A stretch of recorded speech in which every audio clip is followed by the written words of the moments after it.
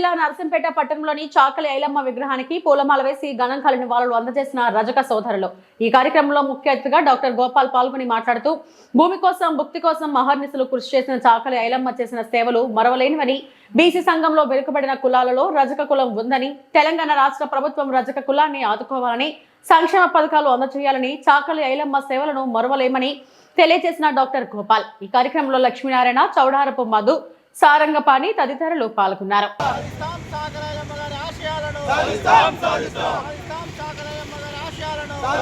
మనం ఈ రోజుల్లో కొంతమంది చాకలని చెప్పుకోవడానికే కొంతమంది వెనకాల పరిస్థితులు అంటే వాళ్ళకున్న ఈ రోజు నిబంధనలను బట్టి, కానీ ఆ రోజు ఒక చాకలైలమ్మ అనే పేరే తెచ్చుకున్న చాకలైలమ్మ అర్థం చేసుకోవడం మన కుల బంధువులుగా మన అదృష్టంగా భావిస్తూ ఈ కార్యక్రమానికి ఇచ్చేసినటువంటి మన ముఖ్య అతిథి గోపాల్ సార్ గారిని వారికి దండ వేయాల్సిందిగా కోరుతా ఉన్నారు.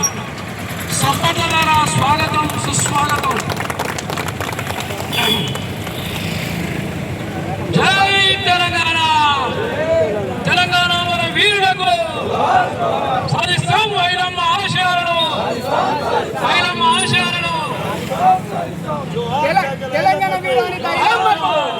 ఈరోజు నర్సంపేట పట్టణంలో చాకలి ఐలమ్మ గారి వర్ధంతికి నివాళులు అర్పించడానికి వచ్చినటువంటి రజక పెద్దలు, మిత్రులు అందరికీ నా నమస్కారాలు.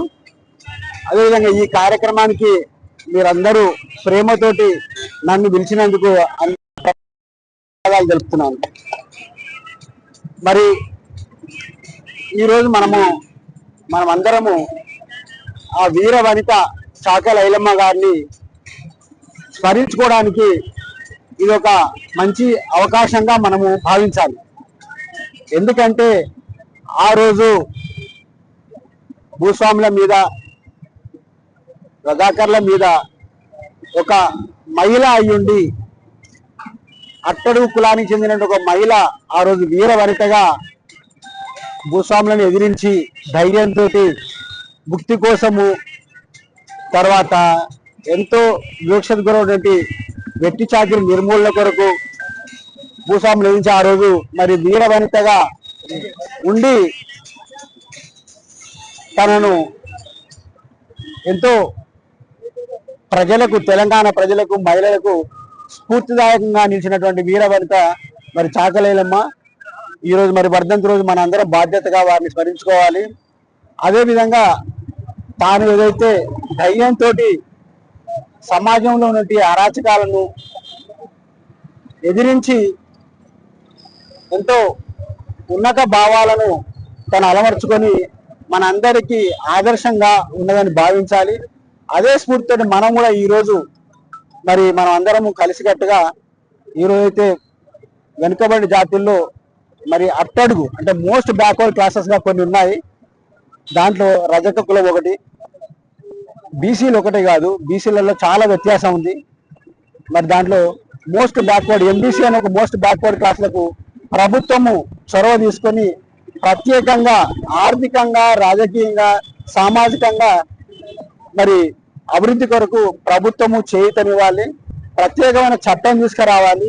దాంట్లో భాగంగానే రజకులందరినీ మరి ఎస్సీలో చేర్చాలని మనం రజక సోదరులందరూ మరి చాకలి ఐలమ్మను స్ఫూర్తిగా తీసుకొని ఉద్యమిస్తున్నారు. ఇంకా మనము మరి తన ఆశయాల సాధించడానికి ముందుకు పోవాలి.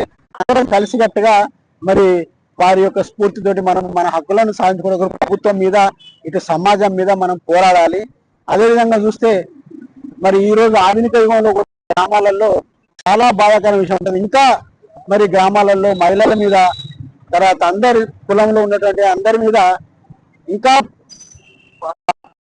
అటాక్స్ అవుతున్నాయి. అంటే ఆర్థికంగా అటాక్స్ అవుతున్నాయి, ఆర్థికంగా మీద ఎన్నో చేస్తున్నారు, తర్వాత మానసికంగా చేస్తున్నారు, సామాజికంగా కూడా అత్యాచారాలు చేస్తున్నారు, తర్వాత దాడులు చేస్తున్నారు, తర్వాత కులం పేరుతోటి ఎంతో వివక్షతకు లోపడుతున్నారు.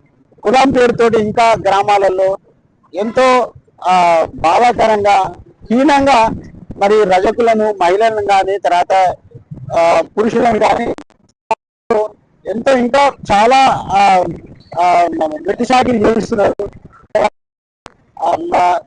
చిన్న చూపు చూస్తున్నారు. ఇది చాలా బాధాకరం.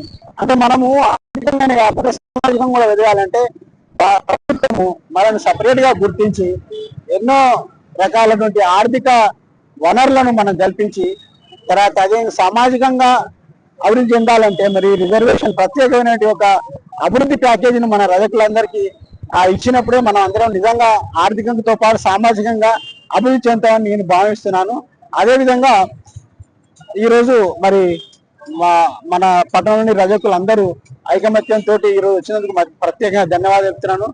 మనం ప్రభుత్వాన్ని కోరేది ఏంటంటే మనకు గౌరవ సూచకంగా మరి చాకలి ఐలమ్మ గారి విగ్రహాన్ని కూడా ట్యాంక్ బండ్ మీద పెట్టాలని కోరడం జరిగింది.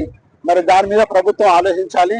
ఈరోజు వరంగల్లో పెద్ద ఎత్తున చాకలి ఐలమ్మ వర్ధంతిని ఒక అఫీషియల్ గా మరి ఈరోజు సభను ఏర్పాటు చేయడం జరిగింది. అదేవిధంగా మన పట్టణంలో కూడా మన నర్సంపేట డివిజన్ లో కూడా ఒక అఫీషియల్ లెవెల్లో మరి ఇక్కడ ఈ వర్ధంతిని నిర్వహించాలని అందరినీ కోరుకుంటున్నాను. ఇది మరి అధికారుల వరకు పోయిందా లేదా తెలియదు.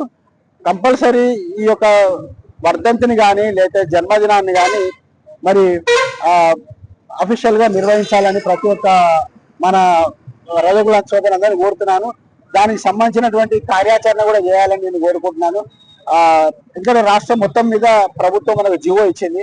వర్ధంతి కానీ లేకపోతే జయంతిని కానీ మరి అఫీషియల్ గా చేయమని చెప్పడం జరిగింది. దాన్ని మనము అధికారుల దృష్టికి తీసుకెళ్ళాలి.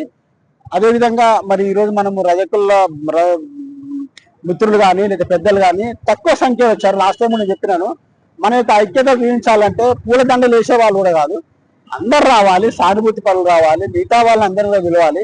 పిలిచి మన యొక్క ఐక్యతను తర్వాత ఒక సంఖ్యను కూడా మనము చూపించినప్పుడే మనం నిజమైన తనకు ఐలమ్మ గారికి నివాళులు అర్పించినట్టుగా భావిస్తాము. దీంట్లో అందరినీ పట్టణంలో పెద్దలు కానీ తర్వాత మిగతా కులాల ఆర్థికంగా సామాజికంగా వెనుకబడిన అందరినీ సమకూర్చుకొని ఒక మంచి పెద్ద ఎత్తున ఇటువంటి కార్యక్రమాలు నిర్వహిస్తే ప్రభుత్వానికి కానీ అధికారులకు కానీ మనం ఒక మంచి సూచన ఇచ్చినట్టయితుంది.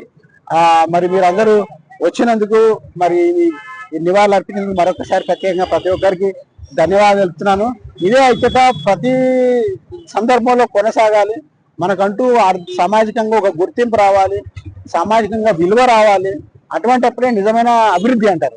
ఒక ఆర్థికంగా అభివృద్ధి అన్నారు, సామాజికంగా అభివృద్ధి చెందాలి అంటే సమాజంలో గౌరవం ఉండాలి. సమాజంలో అన్ని రంగాలలో సరి అయినటువంటి గౌరవం ఇచ్చి రాజకీయంలో కానీ ఉద్యోగాలలో కానీ విద్యలో కానీ అన్నిట్లలో వచ్చినప్పుడే పూర్తి అభివృద్ధి అంటారు. ఏదో 4 పైసలు ఇచ్చి 4 ఇస్త్రీ డబ్బులు ఇచ్చి కరెంట్ ఫ్రీ ఇచ్చిన దాన్ని ఆర్థికంగా డెవలప్మెంట్ అన్నారు. అన్నిట్లలో ప్రత్యేకమైన అభివృద్ధి ప్యాకేజ్ ఇవ్వాలి. ముఖ్యంగా మోస్ట్ బ్యాక్వర్డ్ క్లాసులలో మనది ఒకటి ఉంది కాబట్టి ప్రత్యేకమైన ఆర్థికంగా మనకు డెవలప్ చేయాలి. చదువులో కానీ విద్యలో కానీ చేసినప్పుడు రాజకీయంగా చేసినప్పుడు అభివృద్ధి చెందుతుంది. కానీ మళ్ళీ మన కులానికి సంబంధించిన ఆర్థిక లాభాలు ఇచ్చే వల్ల సామాజికంగా డెవలప్ కాము, ఆర్థికంగా డెవలప్ అది గమనించాలి.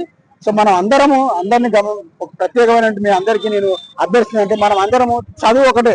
చాలాసార్లు ఈ మధ్యన సీఎం కూడా అన్నాడు, చదువు ఒకటే అన్ని రంగాలలో సమాజంలో కానీ ఆర్థికంగా కానీ సమాజంలో గౌరవం పొందాలంటే చదువు ఒకటే. కాబట్టి మనకు చదువులో ప్రత్యేకమైన రాయితీ కల్పించి మనకు దాంట్లో రిజర్వేషన్ కల్పించాలి. ఈ విషయాన్ని మనం ప్రభుత్వానికి ప్రతి సందర్భంలో తీసుకెళ్లి మనము ప్రభుత్వానికి మనము విన్నవించుకోవాల్సిన అవసరం మనందరం మనసులో పెట్టుకొని ముందుకు పోవాలని మీ అందరినీ మరొకసారి కోరుకుంటూ ఈ అవకాశం మీ అందరికీ ధన్యవాదాలు.